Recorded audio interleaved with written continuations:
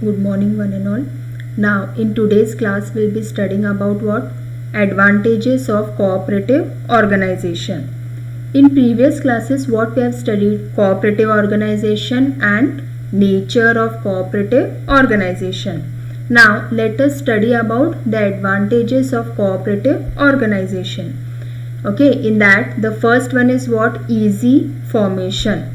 Means here the formation of a cooperative society, it is very easy. Means there are no many formalities being required. Like for example, I'll tell you, if you want to start any kind of a business or any kind of a industry, what happens? Many legal formalities are required. No, first of all what happen? You have to get the permission, means obtaining the license or registration certificate is very much essential in order to start the business or in order to start the industry. But here if you want to start any kind of a cooperative organization, the formation is very easy. There are no many formalities being required and any person can be a part of the organization. So that is what? Easy formation. No much legal formalities are required. Now the question arises here, what do you mean by legal formalities? Okay, legal formalities means what? First of all, the main thing is what? Obtaining the license or obtaining whatever the registration certificate. As previously we have studied, no, sole proprietorship, partnership. There we had seen that in order to start the business or industry, what happens? The license or permission was being required. But in case of this, okay, there is no requirement of any license or no any kind of legal formalities. The next one is what? Open membership. Open membership means what? This kind of a organization, it is open to all. There is no restriction that only these category of people or qualifying this much qualification and all that, only they should be a part of the organization. It is not like that. Okay, this particular cooperative organization, it is open to all. Any person can be a part of the organization. There is no restriction about whatever. Okay, like these category of people or this kind of a qualification only is required and all. Okay, so that is called as a open membership. Okay, any competent person also can be a part of the organization.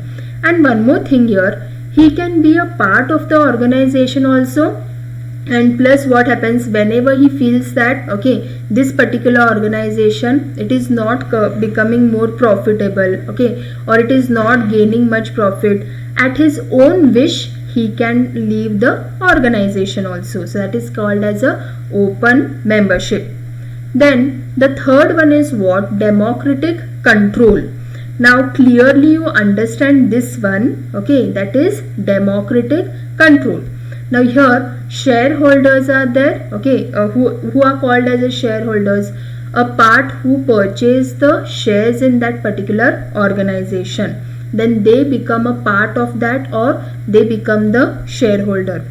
So shareholders are having a vote to vote the board of directors. So that is democratic control. The next one is elimination of middleman profit. Okay. Now in case of this, whatever profit the middleman will get. Okay. Middleman is called as a mediator. Okay. Or a kind of the agent who will do the agency business. So whatever profit they will be getting. Then next one, limited liabilities. Now what do you mean by limited liabilities? The liabilities of this particular organization, it has been limited.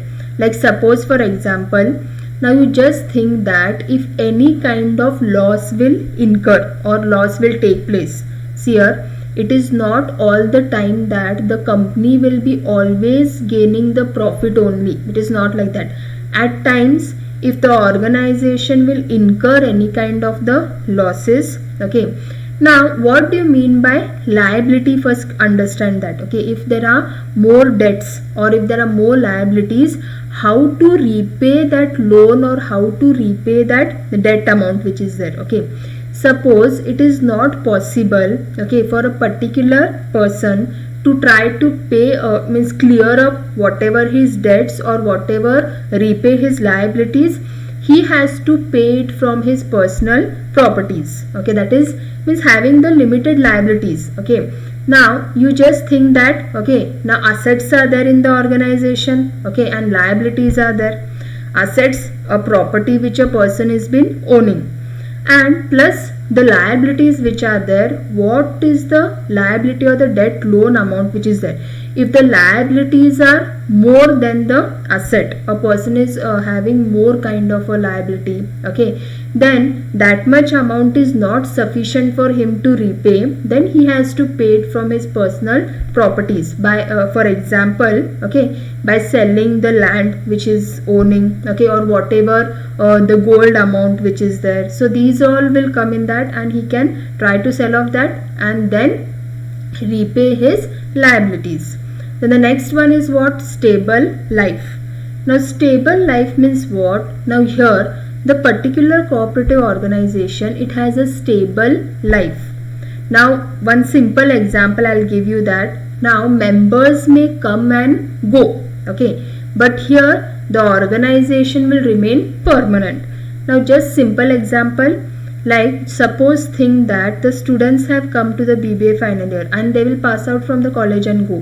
That doesn't mean that the college should be closed down. It is not like that. When a particular batch will pass out from the college, then the next new batch will come, and the process will continue.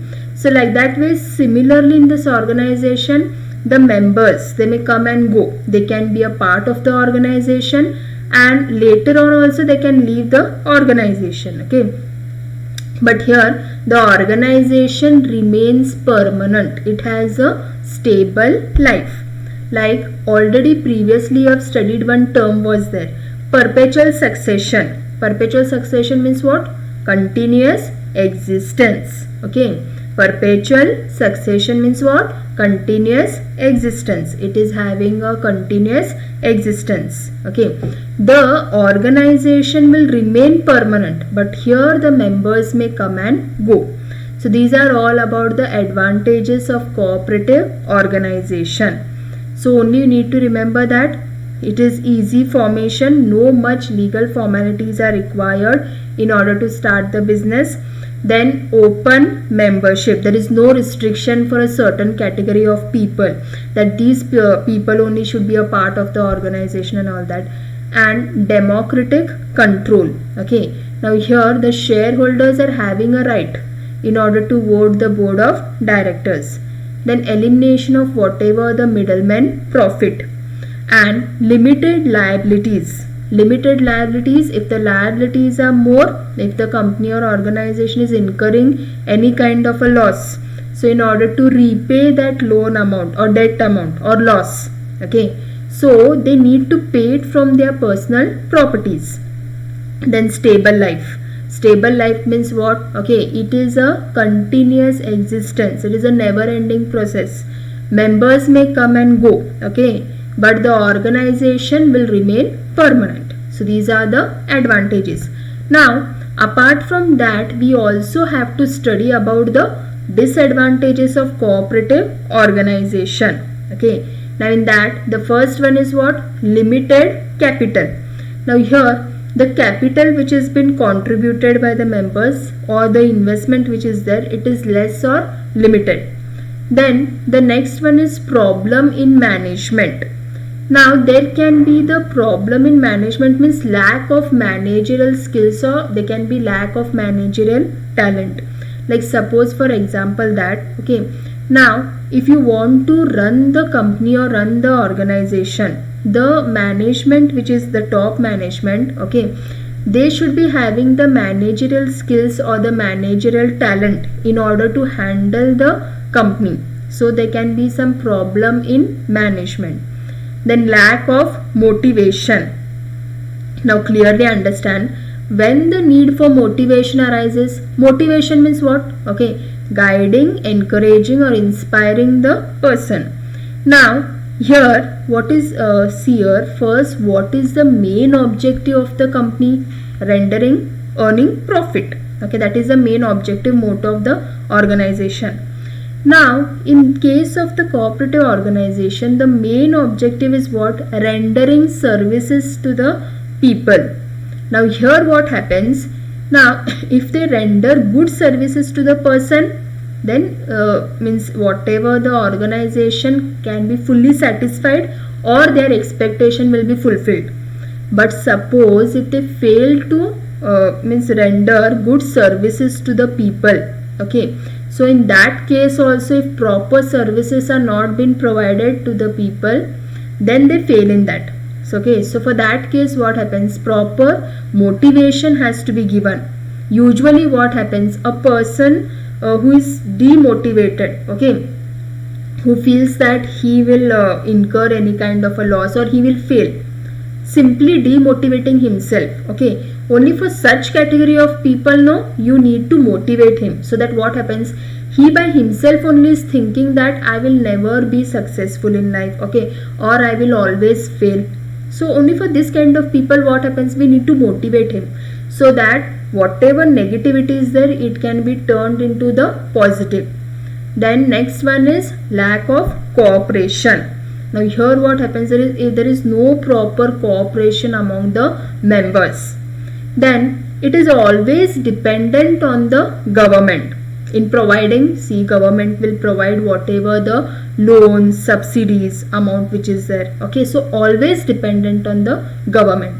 Now this is all about the advantages and disadvantages of cooperative organization, okay. So clearly you need to understand. Already we had studied previously the nature of this cooperative organization, and today what we have discussed, no, that was all about the advantages and disadvantages of cooperative organization.